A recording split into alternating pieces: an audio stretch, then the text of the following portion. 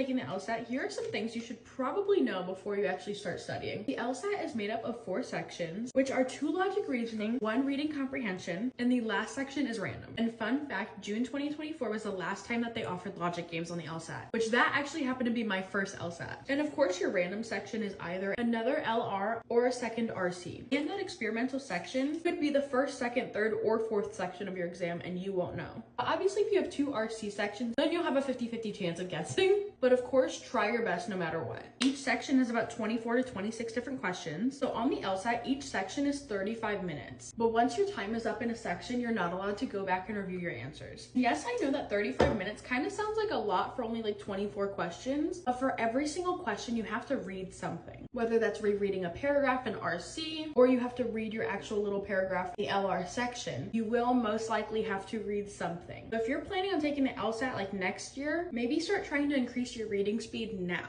And that'll just also help you with law school in general. Also on the LSAT, you only have 1 break and it's 10 minutes long, but if you're testing at home, you're not allowed to have any electronics in the room. But of course you are allowed to leave for like the bathroom and things like that, or if you need to get a snack, but you're not supposed to touch any electronics. So you don't really know how much time has passed, which is the hard part. Like the last time I took the LSAT, I literally had 30 seconds left when I walked in the room. So this 10-minute break is between the second and third section, which there's been times where after the break, I feel more energized and ready to go. But then there's other times where I feel exhausted and I'm just ready to quit. But I definitely think the more practice tests you take, the more kind of endurance you'll build, and it'll also be easier to sit and read for those extended periods of time. When it comes to certain prep tests in particular, I'm not really quite sure which ones mimic current day testing situations. I also haven't taken the LSAT in like 8 months now, but I also know on Reddit people constantly talk about those kinds of things. So I'm sure you can probably figure it out through that. And the last piece of advice or knowledge that I'm going to give you when it comes to the LSAT is that everyone is different. I will say study hard, reach for the stars, you get the idea. But if you're shooting for a 155 or like a 160, don't let someone who's shooting for a 180 make you feel bad. You know what you need based on where you want to be in the future. And we are all different, especially when it comes to our current situations as well as what we want for our futures. So again, do what's best for you. You are the only person who really gets to interpret your own score. LSAT is just one big elaborate game, so make sure you treat it as such. If you guys have any other questions, please feel free to let me know or just DM me.